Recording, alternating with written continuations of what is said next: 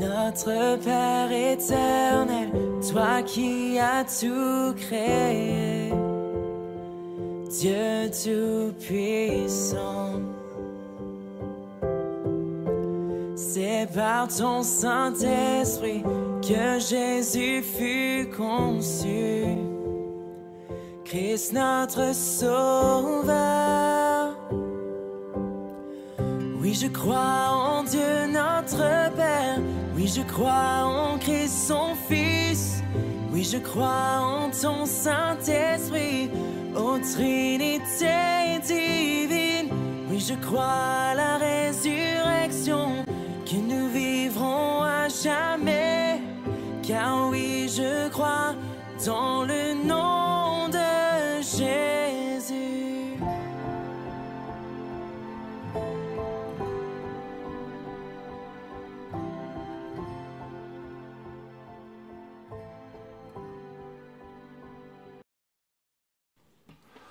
Bonjour chers amis, frères et sœurs, soyez les bienvenus, vous qui nous rejoignez sur la page Facebook ou sur la chaîne YouTube pour ce temps de louange et de méditation.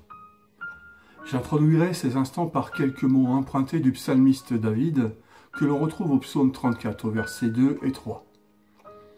Je bénirai l'Éternel en tout temps, sa louange sera toujours dans ma bouche, que mon âme se glorifie en l'Éternel. Ce psaume a été écrit suite à une expérience que David avait faite alors qu'il fuyait précipitamment loin du roi Saül qui en voulait à sa vie. Malgré sa fuite et peut-être son manque de recherche de la face de Dieu dans la précipitation, le Seigneur ne l'abandonnera pas. Et David louera l'Éternel pour son secours et son soutien. Sa situation n'était pas brillante, puisqu'il était devenu un fugitif, caché au fond d'une caverne. Pourtant, plutôt que de désespérer, il déclarera « Je bénirai l'Éternel en tout temps ». C'est par les expériences de la vie que David apprendra à louer Dieu en toutes circonstances. Oh, c'est facile de louer Dieu quand tout va bien, mais celui ou celle qui fait confiance à Dieu, eh bien, ne loue pas seulement quand le ciel est bleu, mais il apprend à bénir l'Éternel en tout temps, c'est-à-dire dans les bons comme dans les mauvais jours. C'est d'ailleurs l'objet de l'exhortation de l'apôtre Paul aux Éphésiens que nous pouvons reprendre à notre compte. L'apôtre Paul disait « Rendez continuellement grâce à Dieu le Père pour toutes choses au nom de notre Seigneur Jésus-Christ. » Puis au verset 3, David dira donc « Que mon âme se glorifie en l'Éternel. » Ce qui était important pour lui, c'était de demeurer en Dieu. Ce qui est important pour nous aujourd'hui, c'est de demeurer en Jésus-Christ, car c'est en lui que nous avons tout pleinement. C'est en lui que nous avons le pardon, la guérison. C'est en lui que nous avons le salut, la paix, l'espérance et la vie éternelle. Si nous avons Christ, rappelons-nous que rien ici-bas ni dans le ciel ne pourra nous séparer de l'amour de Dieu. Frères et sœurs, en connaissant ces choses, et surtout en ayant déjà fait l'expérience de la bonté de Dieu dans notre vie, soyons comme David, bénissons Dieu en tout temps, et notamment dans ces temps de peur et d'incertitude que nous traversons. Que sa louange soit dans notre bouche, même au sein des difficultés, même face à l'adversité. Je m'écris « Loué soit l'Éternel » et je suis délivré de tous mes ennemis, proclame David avec foi. Je vous invite à prier avec moi quelques instants. Seigneur notre Dieu, nous voulons te prier, nous voulons te bénir également dans le nom de Jésus-Christ. Nous voulons te prier particulièrement pour nos amis, pour nos frères et sœurs, eh bien, qui sont touchés par la maladie, qui sont touchés par la solitude. Seigneur notre Dieu, s'il te plaît, pose ta main sur eux, relève-les, soutiens-les, notre Dieu. Nous voulons te prier pour nos frères et sœurs, nos amis qui sont en communion avec nous aujourd'hui. Merci de bénir les chants, merci de bénir ta parole, où nous t'en prions, Seigneur, fais-nous grâce, au nom de Jésus-Christ. Amen. Bénissons Dieu de tout notre cœur. Apportons-lui notre louange. notamment avec les quelques chants qui vont suivre. Que Dieu bénisse sa parole. Que Dieu bénisse son serviteur, le pasteur Jean-Marc Godel, qui aura la charge de nous la partager. Bénissez Dieu et soyez bénis en Jésus-Christ. Amen.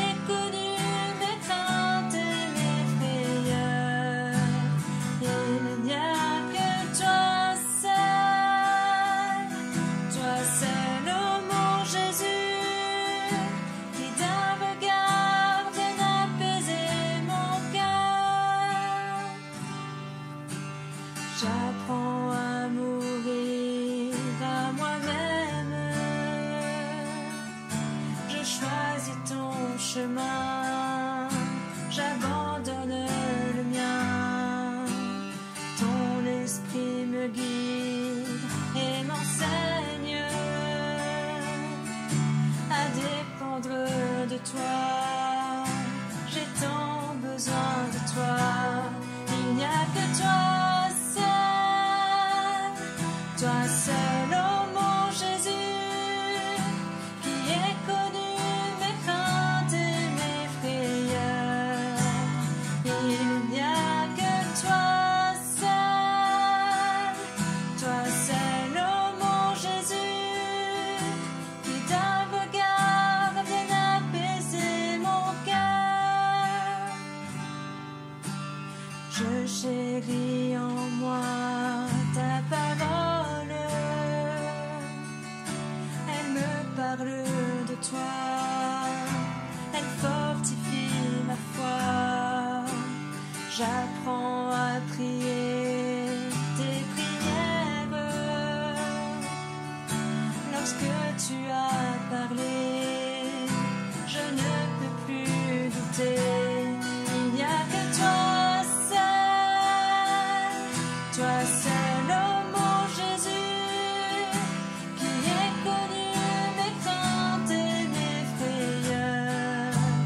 Il n'y a que toi seul, oh mon Jésus, qui d'un regard vient apaiser mon cœur.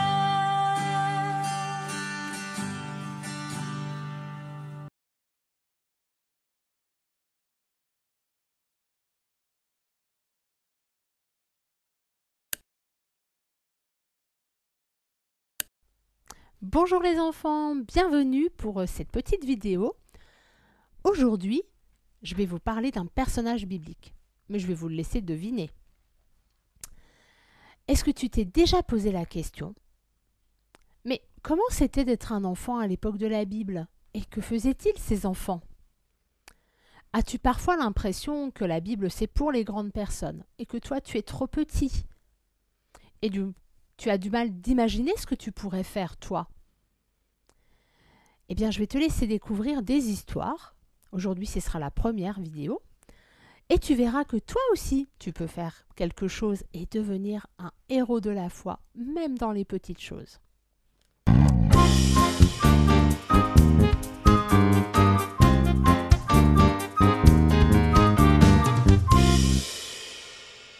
Écoute mon histoire. Quand j'étais jeune berger, il fallait que je sois calme, gentil et plein d'attention pour mes moutons. Je leur parlais et leur chantais souvent des airs doux et relaxants. Mais quand il fallait intervenir pour les protéger, quand il fallait chasser les lions et les animaux sauvages qui voulaient les manger, je n'hésitais pas à prendre leur défense. Un jour, quand je suis devenu un peu plus grand, Dieu m'a utilisé pour vaincre le géant Goliath. J'étais tout jeune et minuscule, comparé à cet homme gigantesque. Pourtant, je savais que l'Éternel, notre Dieu puissant et fort, était à mes côtés. Il m'a aidé à vaincre ce géant. Et je ne suis pas resté berger, je suis un jour devenu roi. Toi aussi, quand tu te fais du souci, quand tu as peur, rappelle-toi que tu as un Dieu puissant à tes côtés. Tu peux lui parler de tes problèmes, tu peux tout lui dire. Tu peux décharger tes soucis. Tu peux apprendre à lui faire confiance et fais-lui confiance. Il prendra soin de toi. Pourquoi? Parce qu'il t'aime. Peux-tu citer déjà des exemples de ce que Dieu a fait pour toi? Par exemple, peut-être que Dieu t'a guéri, peut-être que Dieu t'a consolé. Et puis, ce que Dieu fait pour toi aussi, c'est qu'il te rend joyeux, c'est qu'il te donne toute sa paix. Avant de terminer les enfants, est-ce que vous avez deviné de quel personnage j'ai parlé? Allez, je vous laisse deviner, mais je vais vous donner des lettres, mais pas dans le bon ordre.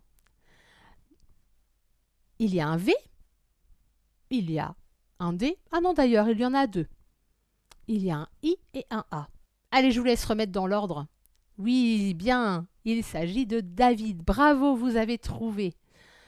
Avant de terminer les enfants, je souhaite vous partager ce verset biblique, que vous puissiez l'apprendre et l'avoir dans votre cœur. Sois fort et plein de courage. N'aie pas peur, car Dieu est avec toi. Est-ce que vous voulez bien le répéter avec moi? Sois fort et plein de courage. Et plein de courage. N'aie pas peur, car Dieu est avec toi. Les enfants, si vous souhaitez retrouver toute cette histoire, sachez que vous pouvez la retrouver dans la Bible, dans 1 Samuel, chapitre 16 et 17. Et vous pourrez retrouver l'histoire de David. Les enfants, je vous dis à bientôt pour une nouvelle histoire d'un personnage biblique. Je vous aime fort et bisous de loin.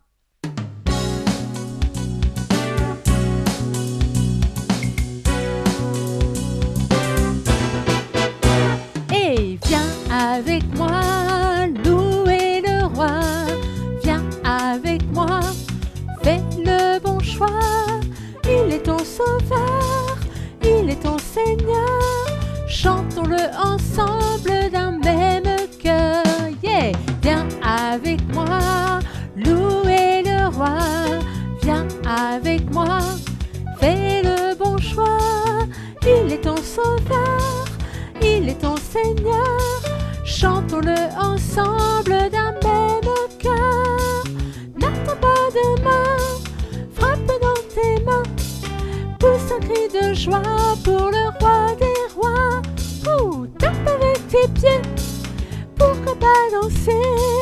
Tu peux même sauter pour le célébrer. Hey, viens avec moi, louer le roi. Viens avec moi, fais le bon choix. Il est ton sauveur, il est ton Seigneur. Chantons-le ensemble d'un même cœur.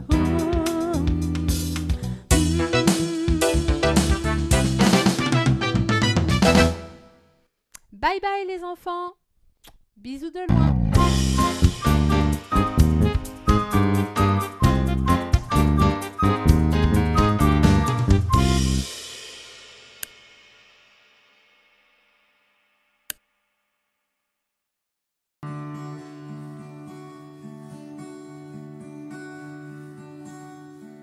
Son amour chasse au loin ta peur. Jésus est tout près, alors sois dans la paix. Ton appui est en lui, marche avec assurance. Le chemin tracé pour ses enfants est toujours parfait. Son amour chasse au loin ta peur. Jésus est tout près, alors sois dans la paix. Ton appui est en lui, marche avec assurance. Le chemin tracé pour ses enfants est toujours parfait.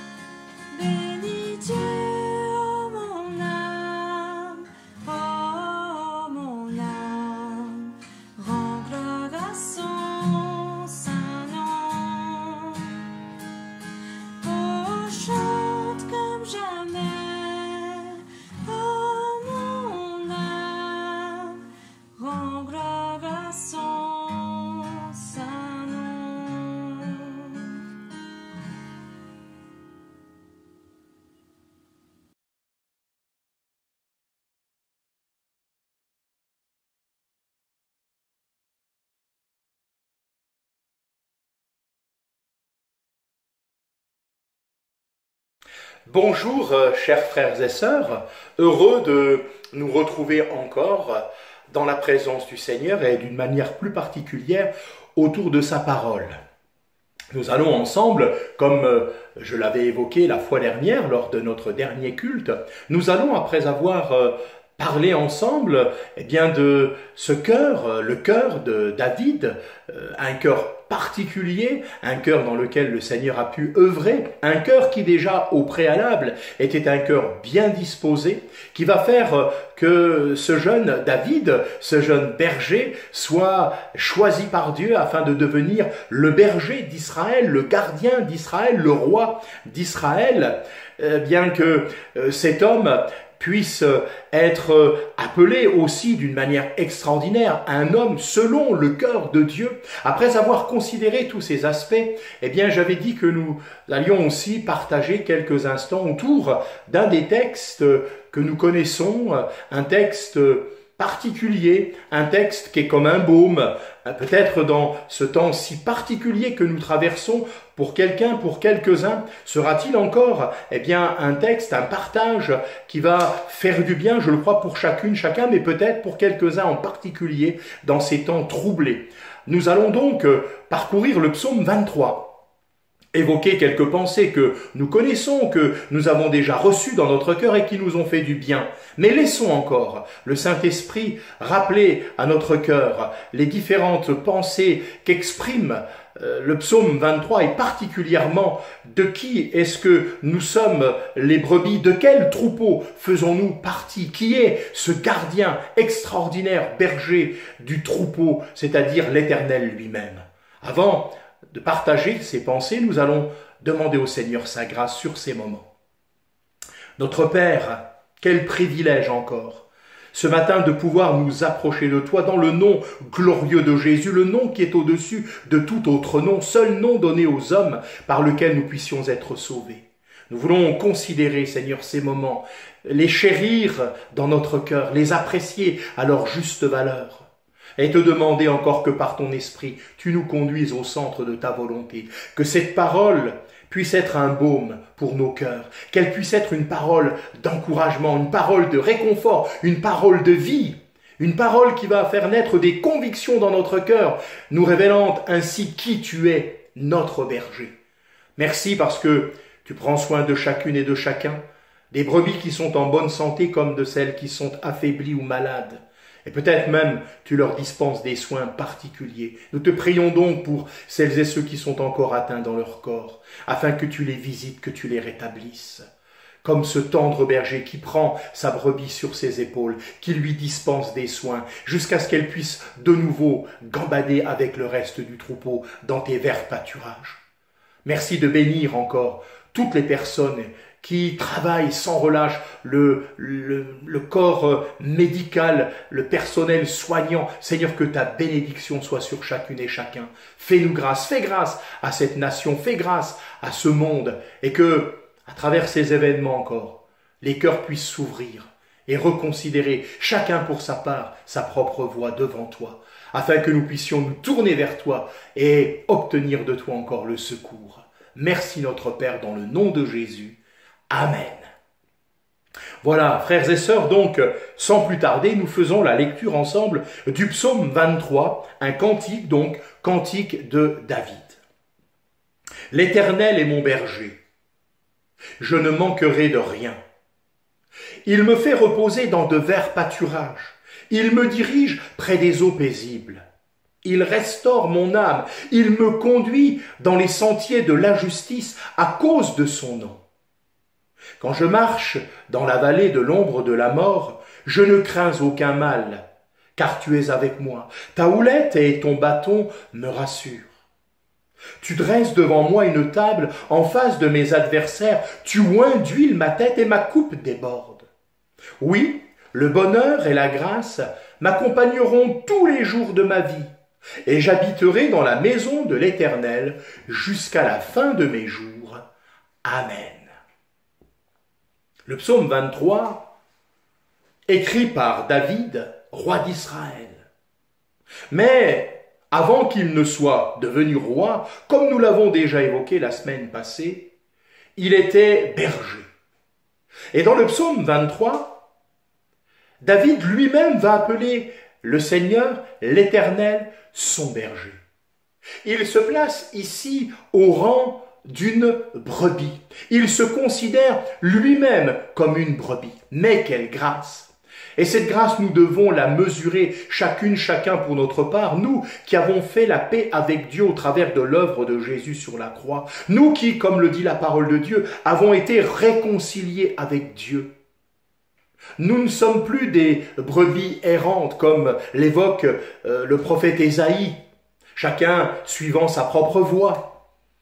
Mais nous sommes maintenant devenus des brebis du troupeau dont l'Éternel est le gardien, dont l'Éternel est le berger. Quelle grâce! Quelle grâce pour chacune et chacun d'entre nous de savoir que nous faisons partie de ce troupeau qui est sous la protection, qui bénéficie de la bienveillance de celui seul capable de conduire ce troupeau près des eaux paisibles, dans les verts pâturages. Ce psaume 23 est un psaume particulier que je qualifierais comme un psaume d'encouragement, un psaume de confiance qui nous amène à placer, à investir notre confiance en celui qui est notre berger, le Seigneur lui-même. David va parler de lui de 3 manières particulières qui évoquent aussi, qui expriment l'idée de qui est Dieu. Il va dire déjà « Je ne manquerai de rien ». David sait que l'Éternel est celui non seulement qui prévoit, mais qu'il est celui qui pourvoit. Il n'a pas changé, il reste et demeure le même. Dieu est toujours capable de pourvoir à tous nos besoins. C'est pourquoi il nous invite à nous tourner vers lui et à lui demander sa grâce, son secours, son intervention. Il est fidèle. Ensuite, il va dire « Je ne crains aucun mal ». Quelle grâce! Il se sait sous la protection de Dieu. Y aurait-il un endroit plus sûr pour nous? Y aurait-il un endroit plus sûr pour une brebis du troupeau du Seigneur que d'être sous sa protection, sous son autorité? C'est lui qui nous conduit, c'est lui qui nous dirige. Il marche devant le troupeau, il conduit, il oriente le troupeau et il connaît la bonne direction. Et puis, il évoque, et cela n'est pas la moindre des choses, j'habiterai dans la maison de l'Éternel, une promesse extraordinaire. De toute éternité, Dieu désire que nous soyons non seulement des brebis de son troupeau, de son pâturage, mais que nous puissions demeurer avec lui pour toute l'éternité. Car je connais, moi, le projet que j'ai formé pour vous, dit l'Éternel, par la bouche du prophète Jérémie, projet de paix et non de malheur, afin de vous donner un avenir et de l'espérance. Notre espérance est en Dieu, notre avenir est Dieu lui-même. Et nous savons qu'un jour, nos yeux verront Jésus. Mais en attendant ce jour, revenons à quelques pensées au sujet de ce psaume 23. L'Éternel est mon berger, dit David. Il est vrai que l'Éternel est le berger de tout le troupeau. Il est le gardien de tout le troupeau. Mais il désire et il souhaite avoir une relation individuelle avec chacune des brebis de ce troupeau. Chacune des brebis peut appeler l'Éternel son berger, comme si elle était là, seule. Que c'est bon pour chacune et chacun d'entre nous, comme c'est bon pour moi ce matin de pouvoir dire « l'Éternel est mon berger ». De savoir bien sûr qu'il y a tant d'autres brebis partout sur cette terre, mais qu'il a un regard particulier sur chacune de ces brebis. Il nous connaît par notre nom, il nous connaît parfaitement, ils sont nos cœurs, nos reins, nos pensées. Chaque brebis a un prix extraordinaire aux yeux de celui qui en est devenu le berger, puisque nous n'avons pas été rachetés à prix d'or et d'argent, mais au travers du sacrifice de l'agneau de Dieu qui ôte le péché du monde. Jésus, qui pour une seule brebis qui se perd, est prêt de laisser les 99 autres afin d'aller la chercher. Et quand il l'a trouvée, que fait-il? Il se réjouit, il fait la fête. Frères et sœurs, le bon berger connaît chacune de ses brebis par son nom. Il connaît chacun de nos caractères, il connaît l'état de chacune, et il sait d'une manière particulière ce dont nous avons besoin. Je ne manquerai de rien. Ici, cette expression est la traduction dans la vie de la brebis de la première proposition. Si l'Éternel est notre berger, alors nous ne manquerons de rien. Dans le psaume 33, au verset 12, il est dit « Heureuse la nation qui a le Seigneur pour Dieu ». En effet, tout ce qu'il nous donne ne peut être que le fruit, l'émanation de sa grâce. Il ne nous donne pas parce qu'il doit, mais il nous donne, il nous communique, il pourvoit à nos besoins parce qu'il nous aime. Il a tout accompli pour cela. C'est pour nous faire du bien que l'Éternel est notre berger. Et c'est véritablement la seule raison qui doit nous amener à considérer notre vie comme lui appartenant. Parce que nous savons, eh bien, que le Seigneur nous aime. Il n'y a pas de meilleur endroit que d'être là, dans son troupeau, d'être sous sa main, puissante, souveraine, mais en même temps qui manifeste tant de soins, d'affection et de tendresse. Il me fait reposer dans de verts pâturages. Le repos. N'avons-nous pas besoin du repos? La première chose que Dieu veut faire pour nous en notre faveur, c'est nous faire goûter son repos. Lisons dans Matthieu au chapitre 11, le verset 28, que nous connaissons. « Venez à moi, vous tous qui êtes fatigués et chargés, je vous donnerai du repos. » Quelle invitation, quelle grâce de pouvoir venir maintenant nous réfugier auprès du Seigneur. Venez à l'écart, reposez-vous, va dire un jour Jésus à ses disciples dans Marc au chapitre 6 et au verset 21. Le repos, la satisfaction en Christ. Quelle grâce dans notre époque et particulièrement dans ces jours de savoir que notre repos est en lui et qu'il nous invite à venir à lui pour goûter ce repos, apprécier ce repos. Dans la même pensée, il est dit « Il me dirige près des eaux paisibles », littéralement les eaux que lui-même a pu apaiser, a su apaiser. Oui, dans notre marche avec le Seigneur, dans ce pèlerinage qui est notre parcours sur cette terre, Dieu désire nous mener à des intervalles réguliers vers des points d'eau, vers des sources. Est-ce que cela n'est pas merveilleux? Il veut que nous puissions être ressourcés parce qu'il sait que cela est nécessaire. Pendant la marche, il s'arrête, il boit au torrent, c'est pourquoi il relève la tête, nous dit la parole de Dieu.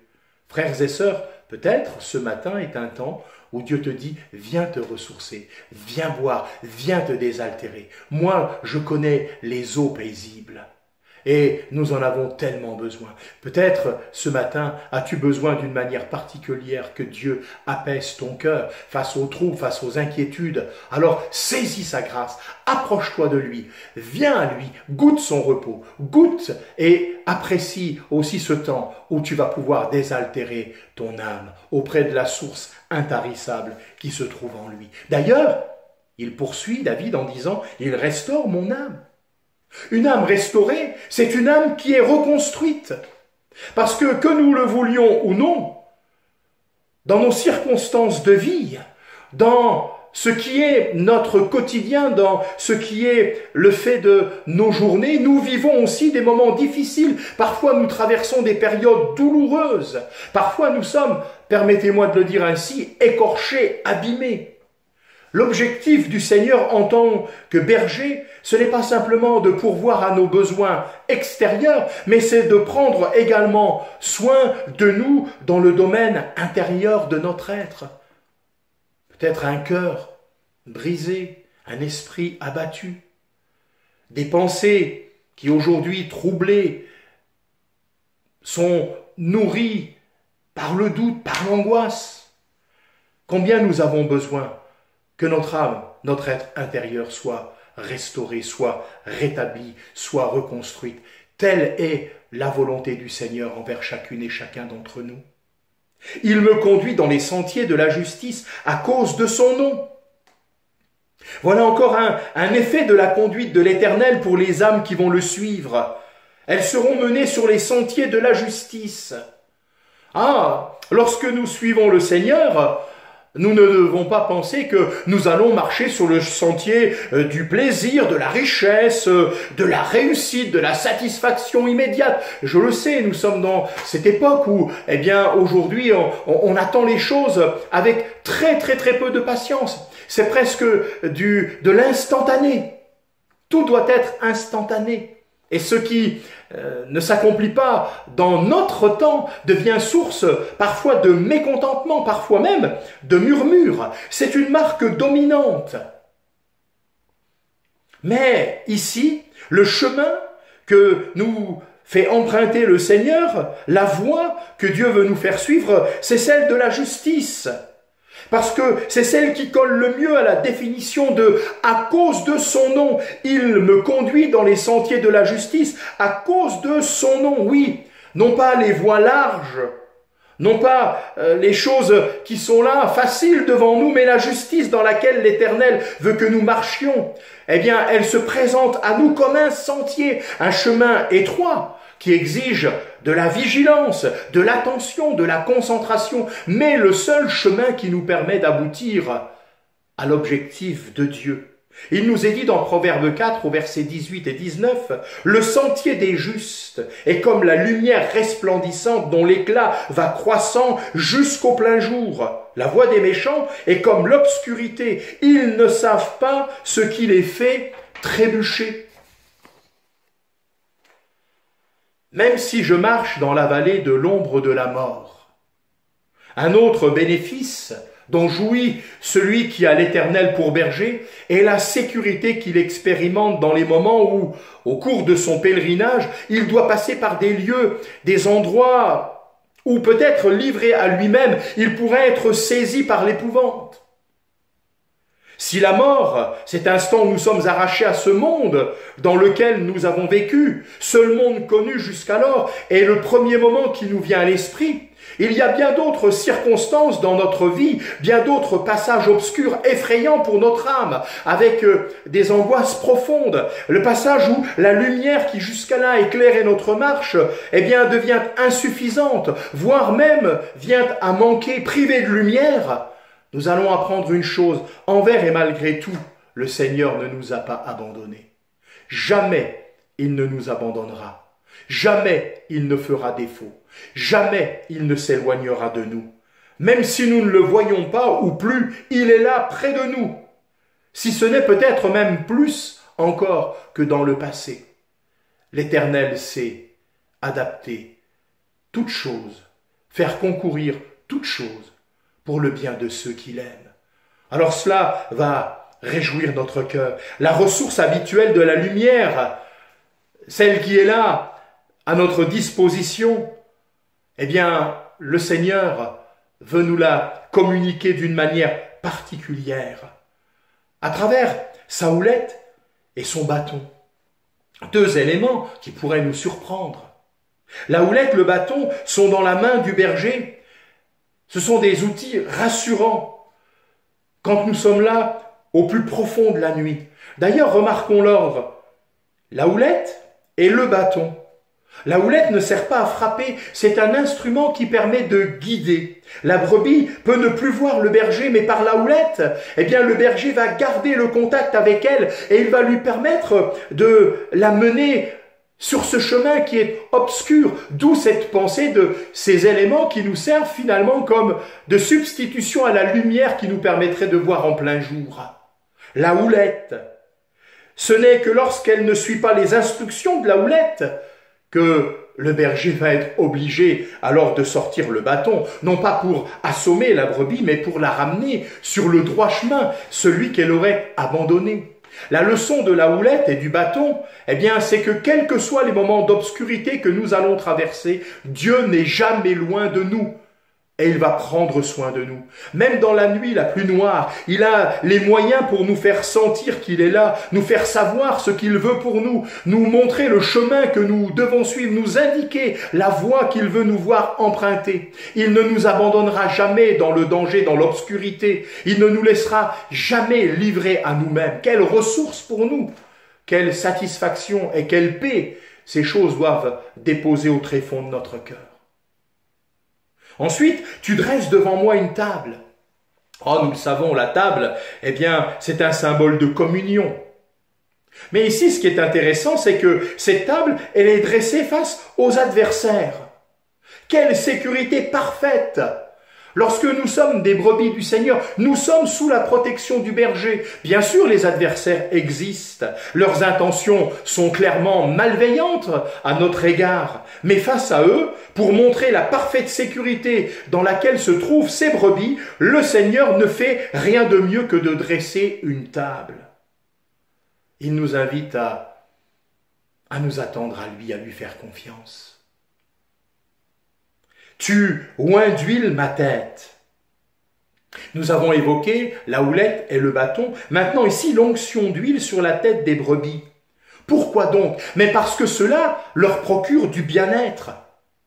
En effet, il y a pour les brebis toutes sortes de petites mouches, toutes sortes de petits tourments journaliers qui viennent là comme autant de parasites afin de la troubler, afin de la déstabiliser, afin qu'elle ne soit pas dans la sérénité, dans la tranquillité, dans le repos. Autant de petites choses qui viennent ici se loger dans la fourrure et qui voudraient contaminer, eh bien, la brebis, la rendre malade.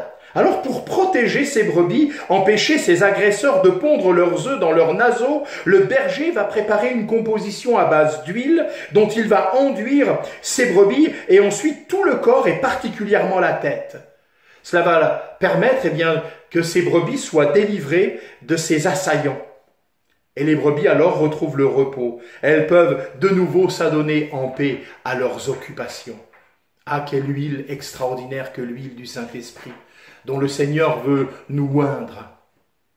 Soyons véritablement, et ce chaque jour, renouvelés dans cette onction du Saint-Esprit, de cette huile bienfaisante, source de bien-être. Et ma coupe déborde. Le psaume 23 se termine comme il a commencé. D'entrée, David proclame « L'Éternel est mon berger, il ne manquera de rien ». Après avoir fait le tour de tous les bienfaits dont il est l'objet, il va conclure en disant que sa coupe déborde. Le bonheur et la grâce l'accompagneront tous les jours de sa vie. Abondance, bonheur, grâce. Autant d'expériences que David va expérimenter parce qu'il est une brebis du bon berger, du divin berger. Ce sont des choses concrètes. Notre Seigneur a pour nous un projet concret pour chacune et chacun d'entre nous. Ah oui, nous voulons repasser dans nos cœurs les bontés de l'Éternel. Mon âme bénit l'Éternel et n'oublie aucun de ses bienfaits. Les propos de David rejoignent les promesses faites par Jésus à tous ceux qui sont devenus ses brebis. Il est venu, dit-il, pour que ses brebis aient la vie et qu'elle l'ait en abondance dans Jean chapitre 10, verset 10. Pour que leur joie soit parfaite dans Jean 15, 11. Par lui désormais, nous dit encore Jean, c'est non plus sur la base de la loi, mais de la grâce et de la vérité que se bâtit notre relation avec Dieu. La conclusion de ce psaume l'atteste. De tous les bergers que les hommes pourraient suivre et connaître, il n'y en a pas de meilleur que l'Éternel. Quiconque le suit va expérimenter sa grâce. Quiconque le suit va pouvoir, en se plaçant sous son autorité, être assuré d'être dans les meilleures conditions pour cette vie ici-bas. Et comme si cela ne suffisait pas, non pas seulement pour cette vie ici-bas, mais cette promesse qui achève le psaume 23 pour l'éternité. Oui, en effet, l'Éternel nous le garantit. Celui qui a l'Éternel pour berger est appelé à vivre avec lui pour la longueur des jours. Ah, quelle grâce! Que le nom de l'Éternel, notre berger, soit maintenant béni et ce, à jamais. Que nous puissions encore apprécier non seulement le psaume 23, mais que nous puissions apprécier d'une manière particulière celui qui en est l'objet, l'Éternel, notre berger. Que nous puissions encore lui exprimer nos actions de grâce, notre reconnaissance. Dans ces moments qui vont suivre, où nous allons faire monter vers lui, notre louange, lui qui siège au milieu des louanges de son peuple. À lui soit toute la gloire, non seulement pour ce temps, mais pour l'éternité. Nous prions ensemble. Et ensuite, bien-aimés du Seigneur, eh bien, élevez vos voix là dans vos maisons. Continuez à bénir le Seigneur. Nous voulons nous réjouir d'être des brebis de ce troupeau extraordinaire qui est l'Église, constituée de toutes ces brebis qui ont été rachetées, qui ne sont plus maintenant errantes, mais qui ont été trouvées et qui maintenant, eh bien, marchent d'un même pas sous l'autorité de celui qui les conduit, jusque dans son autorité et son éternité glorieuse. Que Dieu soit béni. Seigneur, merci. Merci encore pour ces paroles qui nous rappellent qui tu es, qui tu désires être pour chacune et chacun d'entre nous. Oui, nous voulons dire l'Éternel est mon berger. Et nous voulons, Seigneur, te suivre. Nous voulons que nos yeux soient toujours fixés sur toi. Nous voulons que nos pieds se placent toujours dans l'empreinte de tes pas. Nous voulons, oui, que tu nous conduises par ta parole, par ton esprit, que tu puisses conduire nos pas jusqu'au jour où nous te verrons, Seigneur. Merci parce que pendant ce pèlerinage sur cette terre, quand bien même des obstacles, des difficultés se dressent devant nous, peut-être parfois l'incompréhension, le doute viennent comme frapper à la porte de notre cœur. Nous savons, Seigneur, en qui nous croyons. Et nous savons que tu as la capacité de nous garder, que jamais tu ne fais défaut, que jamais tu ne t'éloignes, que jamais tu ne nous abandonneras. C'est ta parole qui le dit, c'est toi qui le dis. Tu t'es engagé, Seigneur. Alors fort de ta parole, de ses promesses, nous voulons te dire aussi combien nous t'aimons et combien nous voulons demeurer dans ton intimité, dans ta proximité, parce que telle est la bonne part, Seigneur, être là à tes pieds, être là dans ta présence. Merci, Seigneur, de bénir ma sœur, de bénir mon frère, peut-être d'une manière particulière. Si des circonstances contraires se sont dressées, alors, Seigneur, apporte ta paix dans les cœurs. Celle qui vient du fait que nous savons que, envers et contre tout, tu restes et demeures le maître des temps et des circonstances. Tu n'en as pas fini encore de bénir, d'agir. C'est toi qui auras le dernier mot. Tu es capable de changer le mal en bien. Tu l'as déjà fait et tu le feras encore. Alors reçois nos actions de grâce, notre Père, dans le nom glorieux de Jésus. Amen. Que Dieu vous bénisse maintenant dans vos maisons pour ce temps de célébration, de louange et d'adoration. Et à très bientôt. Au revoir.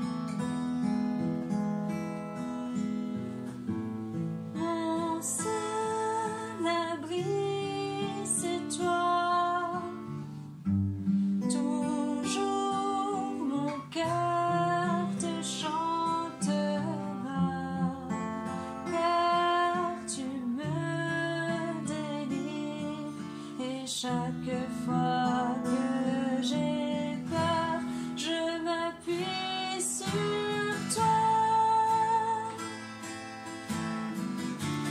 Je m'appuie sur toi. Et dans ma faiblesse,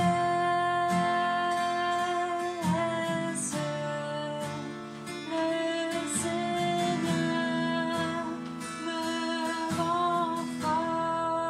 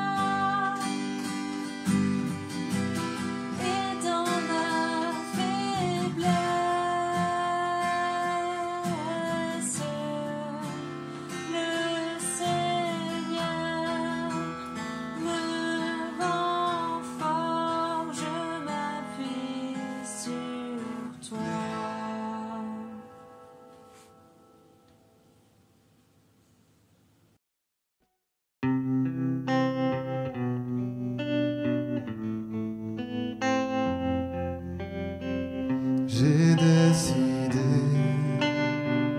de marcher dans ta vérité. J'ai décidé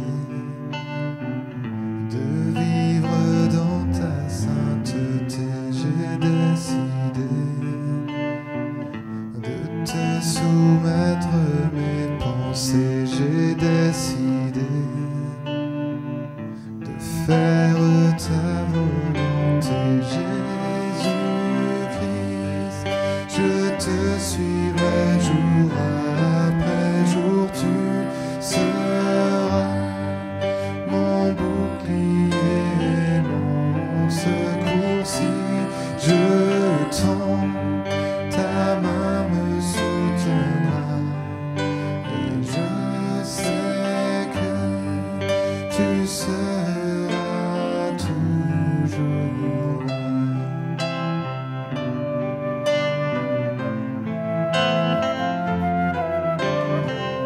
J'ai décidé d'être fidèle à chaque instant. J'ai décidé de brûler d'un feu ardent. J'ai décidé d'avancer au son de ta voix. J'ai décidé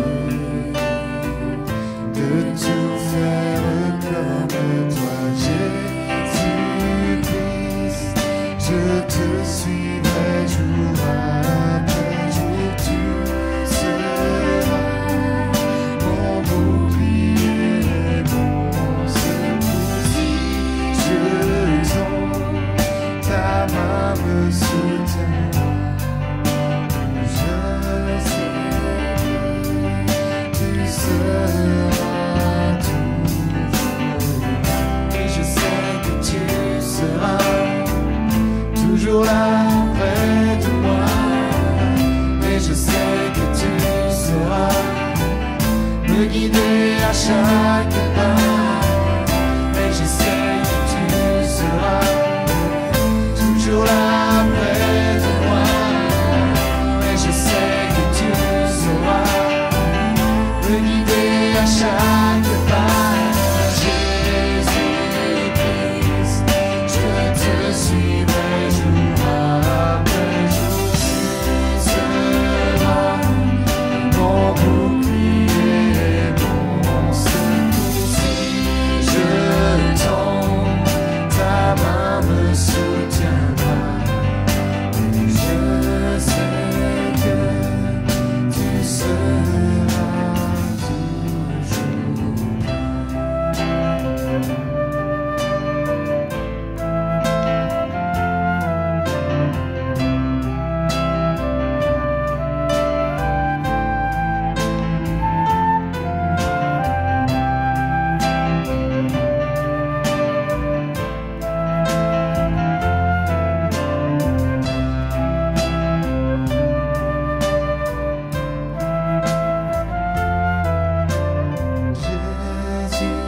Jésus-Christ, je te suivrai jour après jour. Tu seras mon bouclier et mon secours. Si je tombe, ta main me soutiendra.